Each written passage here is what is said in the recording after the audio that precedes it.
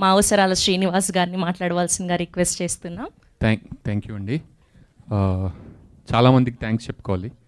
First of all Prashanth గారికే thanks చెప్పాలి, ఎందుకంటే ఒక రాసుకున్న కథకి, అది కూడా కొంచెం పెక్యులియర్ క్యారెక్టర్కి నన్ను ఎంచుకున్నారు ఆయన. కాబట్టి మీకు నా మీద ఉన్న ట్రస్ట్కి ఫస్ట్ థ్యాంక్స్ అండి.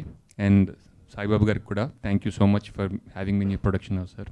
అండ్ ఈటీవీ విన్లో నాకు అంటే 2 నెలల క్రితం ఒక అనూహ్యమైన విజయం చూసాము. అనగనగా దీంట్లో అంటే ఒక ఓటీటీ ప్లాట్ఫామ్లో వచ్చిన సినిమా థియేటర్లో రిలీజ్ అవ్వడం, ప్లాట్ఫామ్లో వచ్చిన తర్వాత థియేటర్లో రిలీజ్ అవ్వడం అంత పెద్ద హిట్ అయింది అది. అలాగే మళ్ళీ నాకు ఈటీవీ విన్తో రెండోసారి మళ్ళీ మీ ముందుకు రావడం నాకు చాలా థ్యాంక్స్. ఈటీవీ విన్ వారికి, నితిన్ గారికి చాలా థ్యాంక్స్ అండి.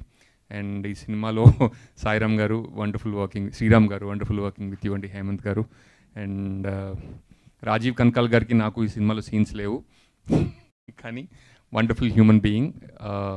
ఆయనతో ఎప్పుడైనా స్క్రీన్ షేర్ చేసుకోవాలని కోరిక కూడా ఉంది. ఇదివరకు చేసుకున్నాం కానీ మా ఇద్దరికి పెద్దగా నటించే అవకాశం రాలేదన్నమాట.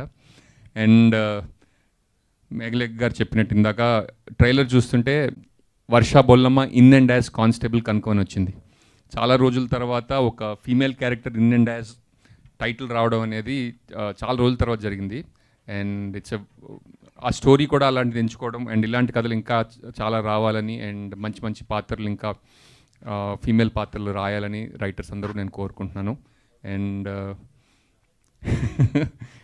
వర్ష గారు కానిస్టేబుల్ కనకంతో I think she's going to surprise all of us. కానీ ఎప్పుడు మనకి ట్రైలర్లో అంత సీరియస్గా కనిపించింది. నేను కూడా ఫస్ట్ టైం ఈ అమ్మాయి ఇంత సీరియస్గా ఉంటుందని నాకు ట్రైలర్ చూసిన తర్వాత అర్థమైంది. Very funny girl. ఆమెకి ఇన్స్టాగ్రామ్లో ఆమె కోట్స్కి కూడా చాలామంది ఫాలోవర్స్ ఉన్నారు, అందులో నేను కూడా ఒకండి.